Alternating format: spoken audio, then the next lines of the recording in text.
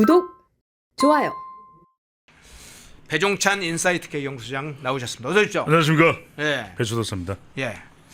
한 이제 여름 지금 막 더위가 더 강해지고 있어요. 그러니까요. 너무 덥습니다. 예. 그러니까 지금 장마가 훅 지나가 버렸습니다. 그렇죠. 짧은 장마죠. 기상 전문가들도 예. 장마라고 할 수 없을 정도로 지금 그나마 그래도 구름이 끼어 있기 때문에 날씨가 더 폭발하지는 않는데 예. 아마 이제 햇볕이 바로 쬐면 엄청 더 더워질 것이거든요. 그래서 배추 관리가 더 필요하지 않을까. 수익률을 더 올려야죠. 워낙 또 요즘 배추 농사가 돈벌이가 잘 된다는 걸 김민석 후보자가 이야기하던데요. 그러니까요. 요새 뭐 제가 찐 배추도사인데 예. 요새 뭐 사이비 배추도사 무슨 뭐 유사 배추도사 주의하시기 바랍니다. 유사 배추도사까지 네. 생겼습니까? 예. 이재명 대통령 취임 30일 기자회견 씁쓸한 뒷맛이 왜 있는지 한번 좀 살펴보겠습니다. 이 대통령이 부동산 대책 관련해서 이렇게 얘기했습니다. 이번 대출 규제는 맛보기 정도에 불과하다. 뭐 센 것이 더 있다. 뭐 이런 식으로 해서 이번 대출 규제를 맛보기라고 표현을 했어요.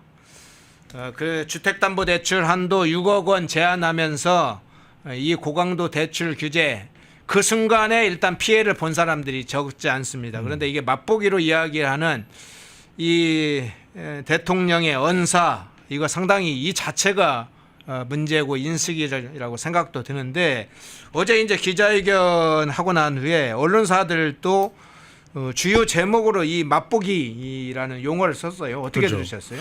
그럼 이제 우리가 맛보기라는 것이 어떤 간을 볼 때 간을 볼 때. 맛을 좀 보자. 네. 그러니까 실제 이제 다 먹어볼 수는 없으니까 네. 뭐 저는 주로 다 먹습니다. 근데 이제 보통 사람들은 맛보기를 하는 거죠. 근데 또 다른 우리의 맛보기의 의미가 좀 뭔가 본을 보여주겠다, 본때를 보여주겠다 이럴 때 맛보기를 한다 이런 이야기를 하거든요. 아, 예. 야, 본격적인 건 아직 안 나왔어. 이거 아직까지 그냥 뭐 맛보기 정도만 보여준 거야. 이런 의미로도 이해되거든요. 그러니까 이제 지금 언론에서는 후자 쪽으로 이해가 되는데 그 배경이 있어요. 여러분들 뭐냐면 이건 부동산 정책도 잘 아셔야 되는 건데 많은 사람들이 부동산을 몰라요. 그냥 뭐 집 사는 데만 정신이 빠져 있죠. 근데 네. 뭐냐? 지금 대통령은 어차피 부동산은 우리가 성공 못 한다. 그러면 뭐냐? 이게 항상 이재명 대통령이 정치인으로서 걸어왔던 길을 보면은 하나를 타겟을 잡아요. 그래? 우리는 그러면 강남 때려잡자. 때려잡자. 왜냐하면 뭐 실수요자들이야 좀 시간 지나서 서울 불장을 잡아놓고 정책 대출하면 돼요. 대출하면 돼요. 막 우리는 이렇게 불장을 잡고 필요한 우리 젊은 세대들에게는 대출을 또 해줍니다. 이렇게 되는 거거든요. 그런데 서울에 주택을 많이 가지고 있는 강남, 서초, 송파, 용산 있잖아요. 때려잡는 거죠. 그러면 나머지 국민들은 다 박수 치는 거예요. 그러면은 이걸 완전히 그냥 초전박사를 내고 그러면서 그 유동자금들이 다 어디로 갔냐? 주식시장으로 간다. 그럼 주식시장 쪽에 돈이 몰리겠죠. 거기를 뚜껑을 열어놓겠죠. 지금 배당소득세도 내리겠다며 이야기를 하니까 그럼 봐.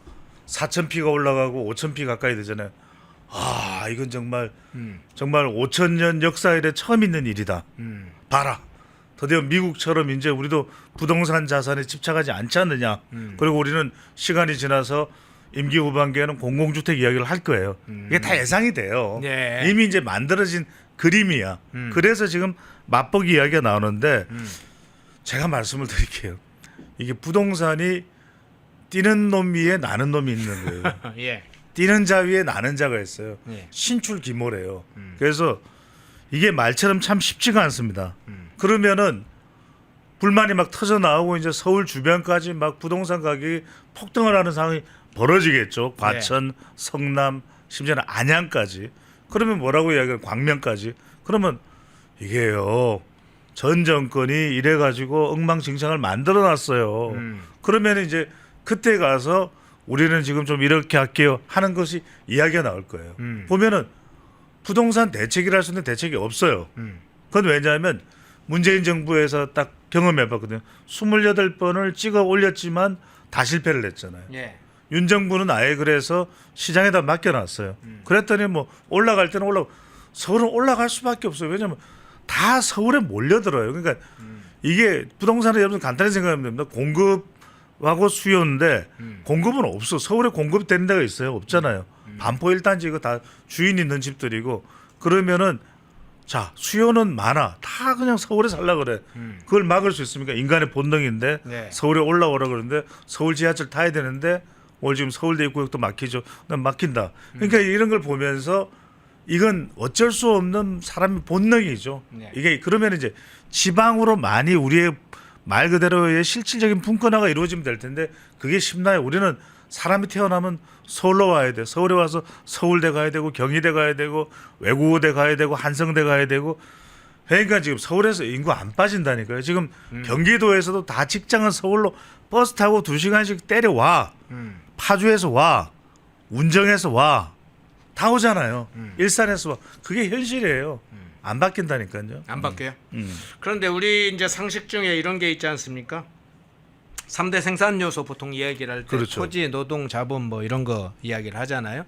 토지도 사실은 중요한 생산 요소의 하나인 거죠. 그럼요. 부동산이 사실은 이 부동산에 대한 투자가 제대로 잘 관리되고 또 부동산 때로는 투자들이 많이 이루어져야 어쨌든 산업적인 요소에서도 그런 생산성 요소로 작동하고 각종 분야에 사실은 임대사업 분야도 활발해야 상가도 들어가고 막 그러지 않습니까? 그렇죠. 근데 이 부동산을 보니까 지금 인식을 보니까 이재명 대통령의 경우에는 부동산 투자와 투기를 과거에도 자기는 잘 구분을 못했던 것 같아요. 그런데 거의 부동산은 때려잡아야 할 대상으로만 거의 생각하는 것 같습니다. 전혀 다르죠. 예. 그러니까 이건 구분해야 됩니다. 여러분들 투기와 수요는 명확하게 구분이 돼야 돼요. 그러니까 부동산 투기라는 것은 이미 자기가 거주할 수 있는 주택을 확보하거나 또는 옮겨가려고 하는 추가적인 수요에 대한 정도를 빼고 예. 말 그대로 이제 투기성 자산으로 이제 투자하는 거. 그게 문재인 정부에서 나왔던 LH 아닙니까? 말하자면 땅을 산다든지 지금 뭐 조현 장관 후보자도 뭐 이게 도로를 사는 거는 정말 부동산 재테크에서도 고난도예요. 예. 도로를 어떻게 사요? 이 도로가 어떻게 될 줄 알고 예. 이게 여러분들 이 도로를 샀다가 맹지가 되는 경우도 있어요. 예. 개발 계획에 따라서 이게 굉장히 어려운 거예요. 근데 지금 보면은 부동산 가지고 있는 사람이 한성숙부터 시작을 해서 뭐 440억이든 뭐 250억이든 그게 중요한 게 아니라 집을 여러 채 가지고 심지어 한성숙도 양평에 집이 있네. 그러니까 이게 여러분들 부동산이라는 게 내가 가졌음직한 하는 정도의 이상을 가져버리게 되면 그건 투기예요. 그렇잖아요. 아들도 집 있고 딸도 집 있고 할아버지도 집 있고 할머니도 집 있고 나도 집 있고 남편도 집 있는데 나머지 아직까지 10채가 더 있다. 그러면 투기죠. 그거는. 그런 부분에 대해서는 강한 어떤 잣대를 아니면 세금을 많이 걷어들인다든지 누진세를 적용해서 그건 모르겠는데 지금 당장 28일 날 때려버리니까 7월 1일, 2일 대출을 받기로 한 사람들이 완전히 맹탕이 돼버렸어요. 예. 그러니까 이런 건 구분을 해야 되고 더 큰 문제는 뭐냐면 이렇게 질문이 들어가야죠. 저는 기자회견 때 무슨 명함을 추천한다는 것보다 더 중요한 게 어떤 질문이 얼마나 예리한 질문이 들어가야 되는 그게 핵심이죠. 질문이 들어가야 돼요. 가령 예. 지방에 지금 2만 호 이상 치워놓고 안 팔리는 집들을 어떻게 하실 겁니까?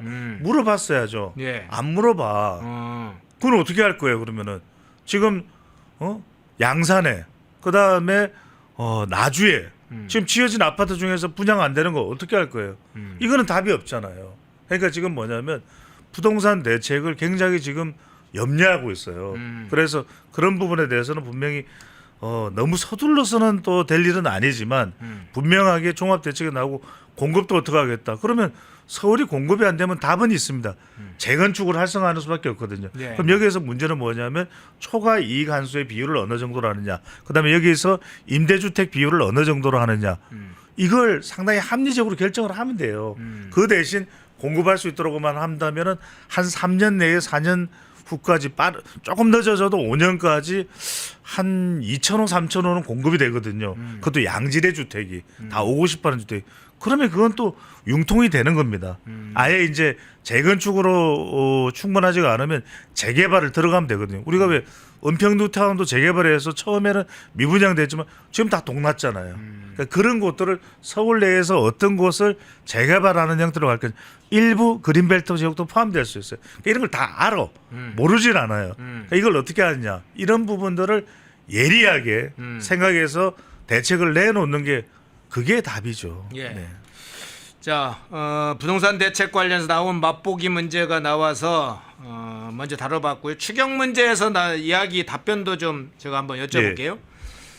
이 대통령이 이렇게 답을 했어요. 민생 지원금으로 비싼 수입 과일 사 먹어야지, 가족 데리고 소고기 한 판 실컷 먹어봐야지 하는 사람이 많다. 엄청난 부자한테 15만 원이 큰 돈이겠냐, 이렇게 답을 하면서, 그러나 당장 떼거리가 불안한 사람에게 15만 원, 50만 원은 큰 돈이다, 이렇게 얘기했어요. 그러면서 소득 재분배 효과가 있을 것이다, 이렇게 덧붙였는데, 이제 여기서 이걸 듣는 분들이 또 소고기 초밥 얘기 나오냐, 과일 얘기 나오냐, 이렇게 듣는 분도 있고, 물론 지금 소득이 낮은 사람 뭐 이런 사람들에게는 그래도 이 사람이 도움이 될 거다, 이야기를 했는데, 이게 소득 재분배 효과라고까지 용어를 써야 되는지 그 부분 어떻게 들으셨어요? 저는 이게 예. 이럴 때 경제지에서는 질문해야죠. 예. 그러면 소득 재분배 효과를 어떻게 인식하고 계십니까? 추가 질문이 들어갔어야죠. 너무 안타까워요, 저는. 추가 질문이 들어가야 되고, 그리고 그런 건 질문을 해도 됩니다. 왜? 지킬까 봐요. 그런 거 가지고 지킨다 그러면은 지금 이재명 정부에서 강조하고 있는 협치라든지 포용의 성격이 아니잖아요. 그럼 소득 재분배라는 게 뭡니까? 말 그대로 우리 허앵크께서 정말 지금 사정은 딱하지만 안 좋지만, 예를 들면 이런 겁니다. 네네. 2년 뒤에는 정말 1,000억, 2,000억 벌 수 있는 그런 부자가 될 수 있는 이른바 개청사다리가 재형성되는 겁니다. 예. 재축조가 되는 겁니다. 그런데 그게 소득 재분배 효과예요. 근데 15만 원, 20만 원 줬다고 다 때려서 다 소비할 텐데 설날에 우리 소득 재분배 애들도 효과 있습니까? 세뱃돈 막 15만 원, 20만 원 받는데요. 소득 재분배 효과가 명절 때 다 이루어지는군요. 저도 좀 받고 싶네요. 그렇군요. 근데 이제 네. 중요한 건 뭐냐면, 쉽게 이야기하면 이거죠. 네. 소득 재분배가 아니라 이제 이렇게 이야기해야 되겠죠, 대통령은. 네. 그래야 기자회견에서 폼이 나죠. 하지만 냉정한 이야기는 뭐냐면, 단기적인 내수 진작 효과는 있을 것으로 보입니다. 이렇게 말하는 게 맞는 거죠. 단기적인 내수 진작 효과가 있다. 단기적인, 그것도 부분적인. 이게 맞는 거고. 그러면은 또 연말에 경기 침체되면 지금 상호관세 올린다는 거 아니겠습니까? 그죠? 100개국에 대해서는 딱 10%. 그다음에 한국을 비롯해서 일본이나 이제 50개국, 미국의 흑자를 얻는 그 국가들에 대해서는 지금 얼마 때릴까 막 지금 고민 중에 있는 거예요. 15% 때릴까, 35 때릴까, 스페인처럼 말 안 들으면 50 때릴까, 일본도 말 안 들으려고 하는 것 같은데 35 때릴까, 뭐 이런 거잖아요, 그죠? 네. 이런 거에 대한 대비가 있어야 돼요. 왜냐하면 상호관세 올라가죠. 이러면은 우리 경제 휘청합니다. 이럴 때 그러면 또 돈 풀 건가요? 아니거든요. 부채를 넣더라도 남을 수 있는 데다 투자를 해야 돼요. 지금 그래서 많은 전문가들, 그 전문가들이 저는 어디로 갔는지를 모르겠어요. 전문가들은 무슨 얘기를 하냐면, 이 돈들을 35조잖아요. 35조를 정말 성장 동력에다 때려야 돼요. AI다. 그러면 바이오다. 바이오가 우리 사실 좀 약해요. 예. 대기업 정도만 지금 여러분들이 알다시피 뭐 알테오젠 우리 이제 중견그룹인데, 중견기업인데 조금 뭐 성장을 하고 있습니다만, 우리는 생산 기지 역할을 정도밖에 못 하거든요. 삼바라든지 삼성 바이오사이드, SK 바이오사이언스나 바이오로직스라든지. 그러면은 정말 중요한 건 우리가 위고비 약 같은 약을 만들어내야 돼요. 그래서 전 세계가 주문이 쏟아져. 지금 위고비가 딸려. 아시잖아요. 그런 약을 만들어낼 수 있는 제약 회사를 하기 위해서는 이런 데다가 한 300조, 500조를 쏟아부어야 돼요. 중국이 그걸 한 겁니다. 중국이 로봇에다가 휴머노이드에다가 수백 조를 때려 넣었잖아요. 우리 못 따라가요, 이제 휴머노이드. 우리 처졌어. 지금 미국하고 휴머노이드 로봇이 양대 산맥입니다. 여러분들 아세요? 한 10년, 15년 지나면요, 집에 다 로봇입니다. 가사일도 로봇이 할 거예요. 그게 뭔 소리요? 못한 소리요? 그런데 여러분들 20년 뒤에는요, 로봇한테 다 시킵니다. 방식군 설거지 좀 해. 그러면 그게 로봇이에요. 그러니까 여러분들이 그걸 아셔야 되는데, 지금 거기에다 투자를 해도 우리가 먹고 살까 이런 거예요. 여러분들 잘 아셔야 돼요. 자, 지금 대한민국이 2025년 현재 뭐 10위권 국가임내 어쩌고 저쩌고 하잖아요. 네. 영국의 경제연구소의 보고서를 보면은 2040년에는 우리는 세계 50입니다.